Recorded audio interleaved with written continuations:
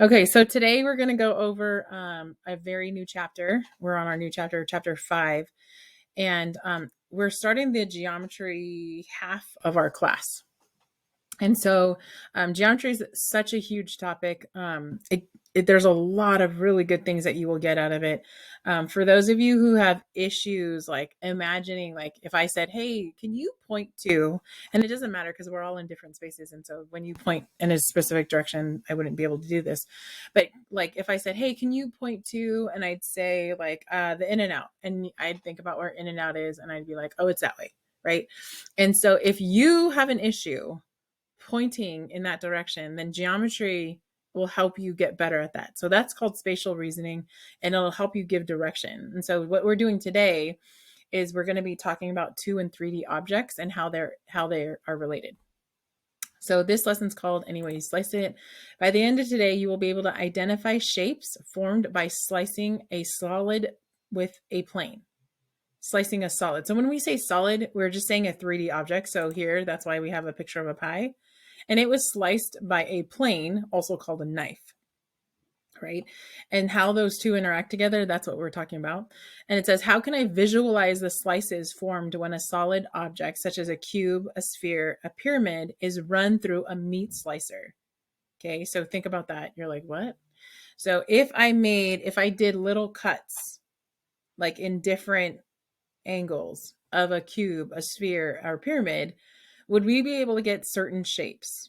Okay, that's what they're asking here. And what would the slices look like if the object is oriented or angled a different way before being sliced? So this word oriented means like which way are you facing, right? So like if you think about like you guys all getting into a car, like most cars, not all cars, because limos and all those other things don't follow this rule. But for the most part, when you all get into a car, you're all facing forward.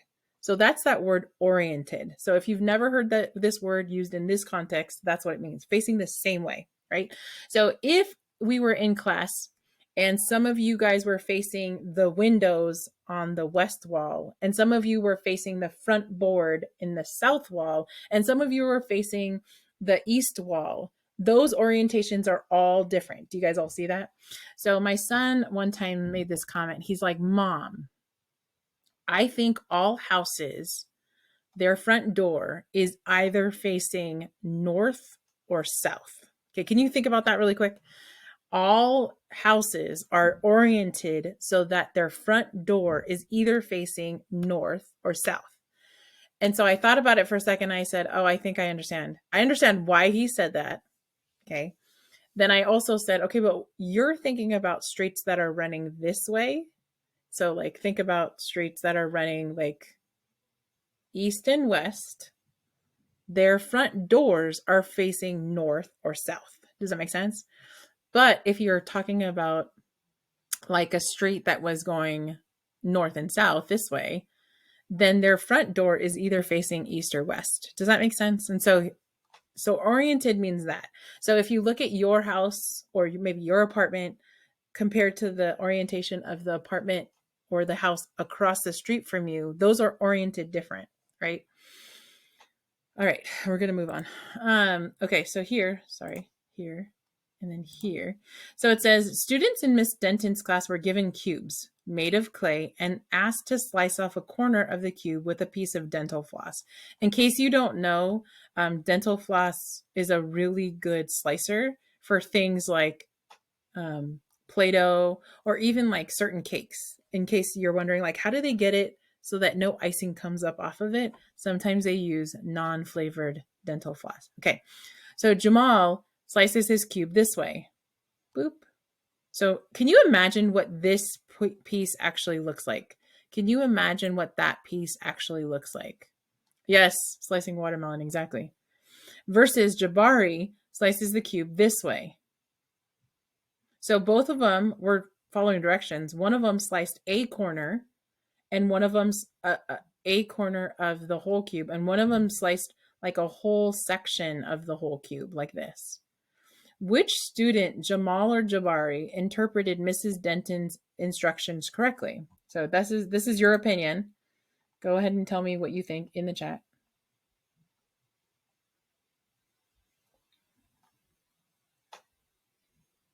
Jamal. We got some people for Jamal. We got more people for Jamal. April says, both of them are correct, Miss Johnson. Yeah. So here, what's weird is that it's not clearly defined what a corner is.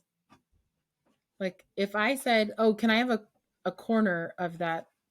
What's a cube? A corner.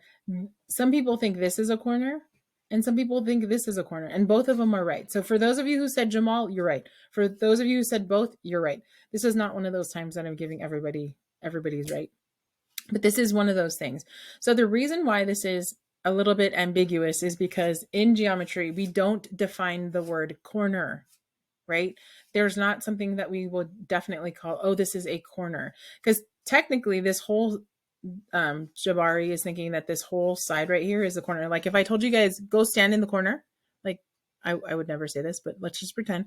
I say, go stand in the corner of your room. You would all head to like this like corner. Now, does corner mean this corner here, or does this corner mean this whole section here? So that's what it's a little bit ambiguous. So this is one of the reasons why it's really good to make sure that you are saying things precisely, right? So we're going to move on. When describing 3D objects such as cubes, prisms, or pyramids, we use precise language such as vertex. Now, go back. If the teacher said, and maybe she was being ambiguous on purpose, right? If the teacher said cut off a vertex, who would have been right, Jamal or Jabari? Who would have been right, Jamal or Jabari? If she said cut off a vertex. Do you guys know this word vertex? No? Okay. Yeah, vertex would be this guy right here. That's a vertex, right? A vertex is where two or more segments come together. So like if you think about, like, can you guys all see my rectangle right here? Very, very light rectangle right here. So this is considered a vertex right here. It's considered a vertex because that is where two or more segments come together. Okay. So it's really important to pay attention to language. What's an edge? What's an edge? Go back here. What's an edge? What would an edge be?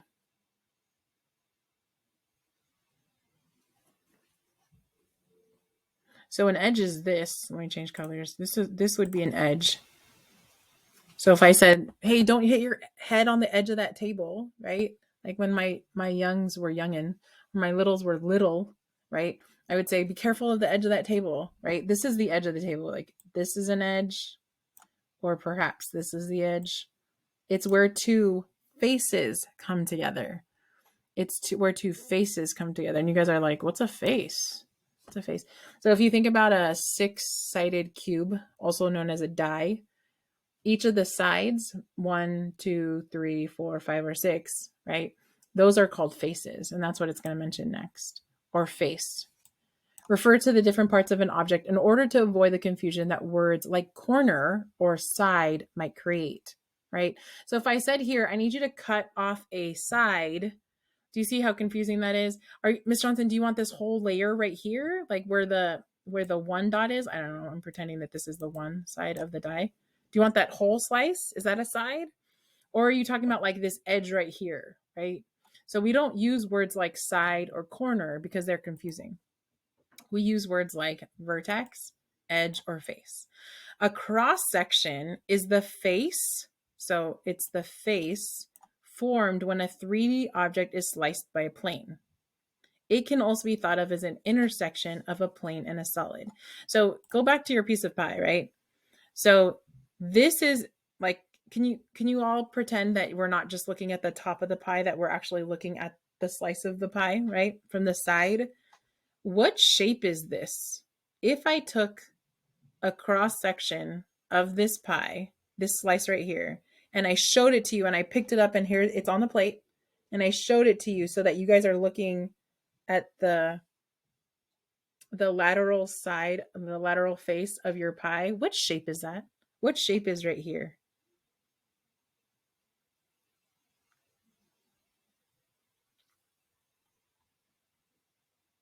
So this is very interesting because your brain has to imagine what I'm asking you to do. It's actually a rectangle. So can you guys all imagine this really quick? So here's my plate. You guys all see my plate? It's like, I'm not even going to draw the full thing of it. This is the plate from the side. Does everybody see my plate from the side? And sitting on top of that is my piece of pie. I'm going to make my pie orange. If I looked at it from the side, it should look like this, right?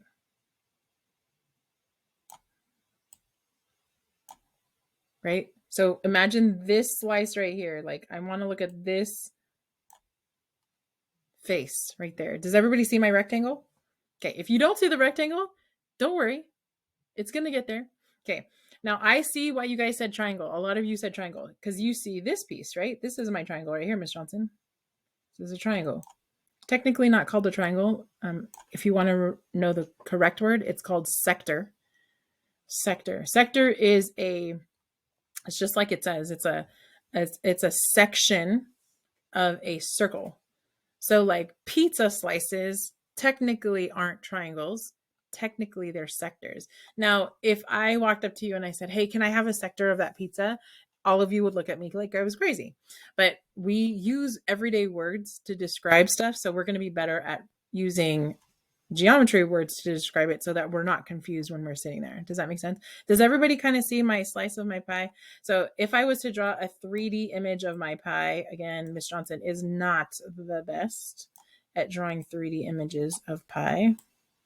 Hey, that's pretty good. Look at me. Look at me. This is the face that I was referring to. If I look at the side version of that pie, and again, I'm using the side. That's why doctors use the word lateral. Like for those of you who do you guys lift weights or anything like that? Does anybody know what this muscle is called right here, right under your armpit? Right here. No. They're called your lats. They're called laterals, and they're part of your back. And they're really good at lifting things towards your body. Like if you're bending over and lifting stuff towards your body. And so the reason why it's called laterals is because lateral means your side, right? Okay, so there's a little random information for you guys. I know you guys were waiting. All right, let's move on.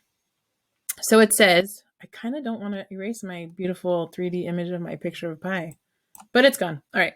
So draw and describe cross sections formed when Jamal sliced his cube. So right now, I want you to describe what is the cross section. So I'm going to color this guy in right here. Let me use red. What is the shape of the cross section, meaning the face, like when I cut it and I show it to you, that face right there that I just colored in. So whenever I say cross section, this is what I want you to think. I want you to think that I took an orange, I sliced it in such a way, and I picked it up and I showed you what shape is that. So that's the cross section, right? So Jamal cuts this slice off and he shows it to you. What shape are you looking at? What shape is this right here? What do you guys say? Yeah, it's a triangle. Perfect. Ms. Johnson, how'd you know it was a triangle? Because look, it has 3 sides. 3 sides is called a triangle. Okay, let's continue. So this would be a triangle, would look something like this.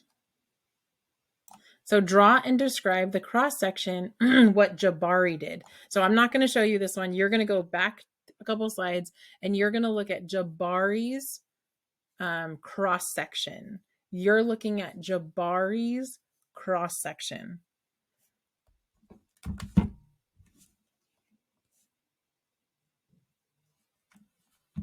Jabari's cross section. Go look at Jabari's cross section. And once you got it, put it in the chat. While you're doing that, I'm gonna get camera points.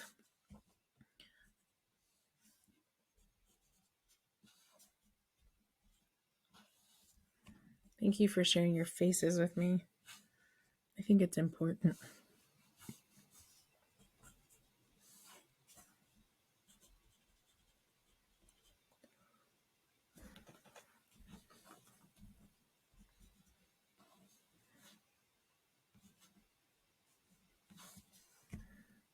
All right, what shape did you guys get? Yeah, it's a rectangle. So when you look at this thing, So your brain is thinking like, oh, it kind of looks like a parallelogram, Miss Johnson. But can you imagine like you actually he cut it and he showed it. He picks it up and shows it and says, look, what shape is that? So that face that he's showing you right here, which would attach to this side, this face right here, would be a rectangle. Really good. Okay, so draw some other possible cross section that can be formed. B, like, so we already know we had a triangle. We figured out how to get a rectangle. See if you can get anything else. Can you get a pentagon? Can you get a rhombus? Could you get a parallelogram? Could you get a trapezoid? Could you get a, like, all of these things? See if you can get.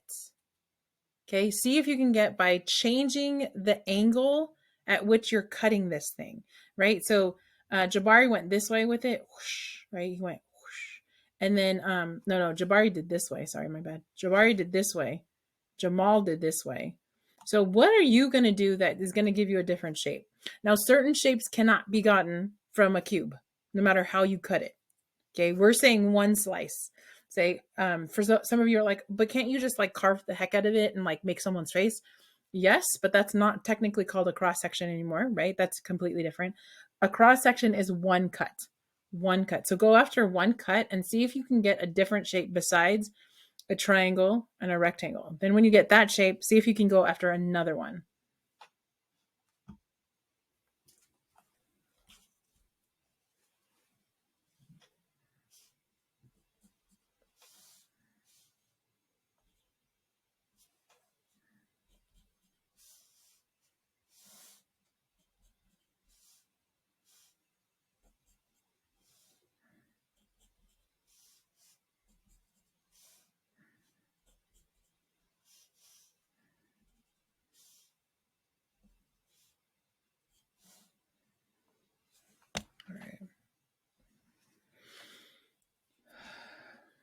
All right, what shapes did you guys get? Does it have to be a straight line? Yes.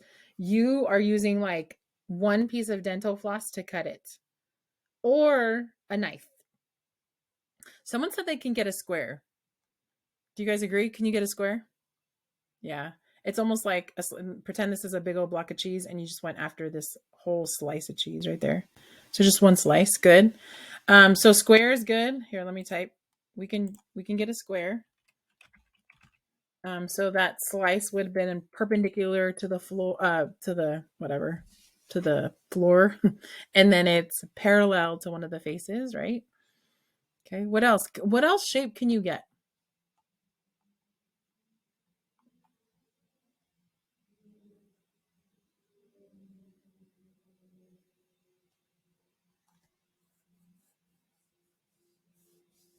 Could you get a trapezoid?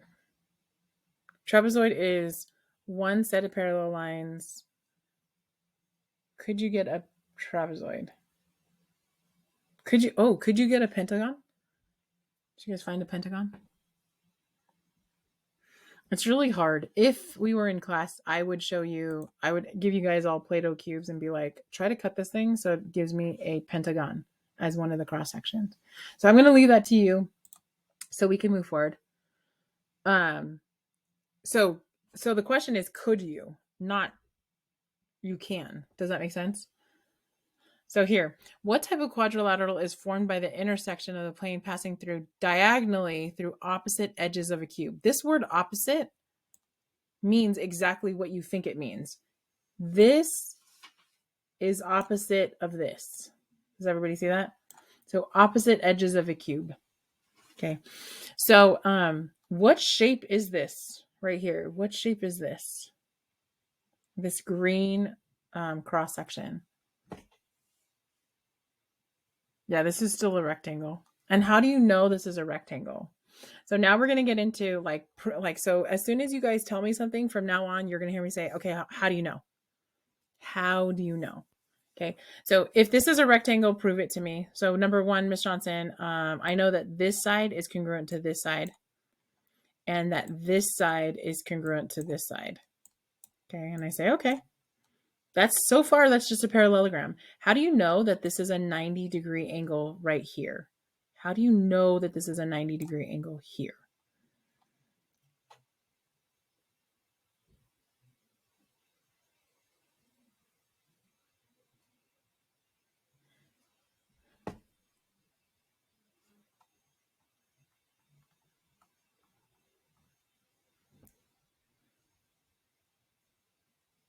Okay.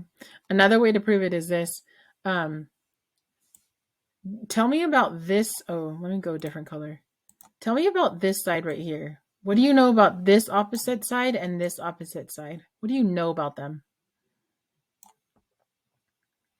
You're right. It is a rectangle, by the way.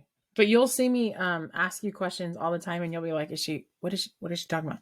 So, tell me about these two sides.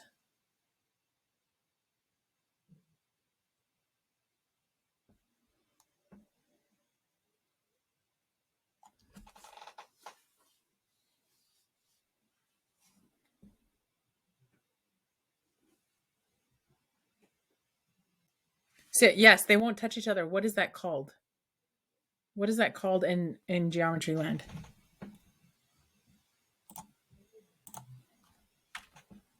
What is it called when two lines won't touch each other? Very good. They're parallel.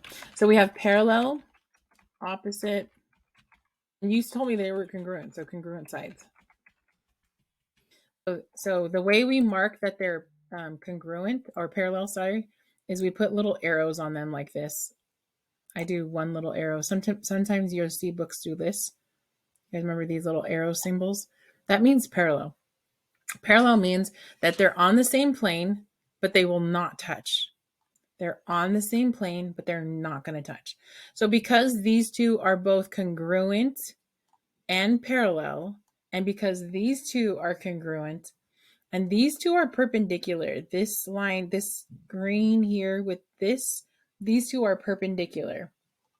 How do I know that? Let's see, because this is a cube and this is this slope here. Wait, how can I prove this to you?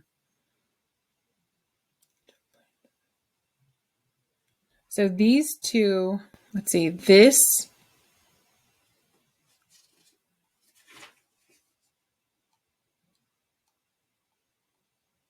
Yeah, I'm just going to leave it right there. You are fine with this. We will go over this more in a little bit. All right, let's continue. Cross sections can be visualized in different ways. One way is to do what Jamal and Jabari did by cutting a clay model of the solid with a piece of dental floss. Another way is to partially fill a clear glass or plastic model of a 3D object with colored water and then tilt it in various ways to see what happens to the surface of the water. Do you understand what they're saying? So let's say that you had a clear container, like, I don't know, I'm thinking about my Tupperware downstairs. So if I fill that container, or even, you know how some people have like those glass vases, but they're different shapes, like a rectangle, like a rectangular prism. So if you fill the water, they're saying if I like go like this, right? So I have a cup here. I'll do this with this cup. So if I filled this cup with water and I tilted it this way, what's the surface of the water shape? If I took a cup this way, it's going to be, if I have it sitting on the table, it's just going to be a circle, right? But what if I took it and I tilted it this way? You guys all see my tilting? What shape would this be? The water. Yeah, it'd be an oval. Very good. Do you guys all see my oval here? Now, if I wanted it to be more circle, I would just put it more, like flat on my table, right? Now, what if I took it? Now, let's pretend it's not an open cup. It's a closed cup, right? It's closed like this. And I put it on its side. Think water bottle. Think a water bottle.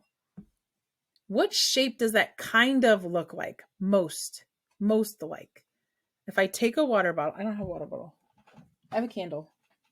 Okay, here's a candle. Can you guys see my candle? This is like just a regular candle. So if I took it and pretend that I took it, I filled it, I covered it, and I laid it on its side, what shape would that be? Like in here, you guys all see my shape? Pretend my water was filled up halfway. Yeah, it almost looked like a rectangle, right? It looked like a rectangle. And you guys are like, but what about this part, Miss Johnson, that comes out a little? Yeah, we'd cut that part off and then it's called a rectangle. Very good. So experiment with different ways of examining these cross sections. Here's more. Partially fill a cylindrical jar with colored water in various ways and draw cross sections. If you have time to do this, and play with your water bottle and look at the different shapes. Like in your water bottle, pretend this is my candle again. In my water bottle, could I ever get a square? Would I ever be able to get a square? or a oval or a, think about all the shapes that are a triangle. Can I get a triangle? Right? Some of you are like, no way, Miss Johnson. Do you see how this kind of thinking is very different than thinking that we were doing last chapter? It's very like, some of you don't like it at all. But I will say, the more you imagine it, the better you get it. This is not one of those things, well, she's just good at geometry. No, she's not. She worked at it. Okay. I'm going to move on really quick. So here's your job. This is what I want you to do. I want you to try to do 8. This is problem 8 and problem 8b. So which of the following cross sections are possible by the surface of water? You're going to try all of these and these, right? So here's a cube jar. So if you don't know what a cube jar looks like, just pretend that you've taken your, I don't know, what is a cube? What shape is it? Like, what do you have at home that's a cube, and then you fill it with water? So some of you have those like square looking aquariums. I don't know. Maybe you do or you don't. But anyways, so you are now ready to like, yeah, some of you have different shaped, what is it called? Tupperware. And play with the water level to see if you can get any of these shapes. Now, some of them, it's going to be obvious to you. Like, can you get a, where is my thing? Oh, no, here. From a cube, could I get a circle? And some of you are like, I don't think so. I know Tupperware. It's not called Tupperware anymore, is it? It's like plastic containers. Okay, laughing at me. Anyways, so in your exit ticket, you are now able to do this, and this is the last thing I'm going to let you guys go. So how might you use two-dimensional drawing of a 3D object to help you determine what shapes can be formed as cross-sections when the solid is cut by a plane? Now, this is one of those very things that you need to do and like handle and touch. Like some of the stuff that we go over in this chapter, you won't need to touch it. You won't need to, it's all in your head and you'll be able to do it. But this is like one of those things I actually need you to look at and play with, right? So if you had Play-Doh, this would be really good for you too. You could just make a, for this one, you would make, which of the following would be sorry, this one. So cubicle jar, like which one of these would you be able to form with a surface water? So if you don't have a cubicle jar, just can you like really take a piece of Tupperware and just kind of like do this and see what shapes you get. Some of you, it's going to be really obvious. Like, Ms. Johnson, there's no way that we could get a blank. Okay. All right. With that being said, I'm going to stop recording. Where did my recording go?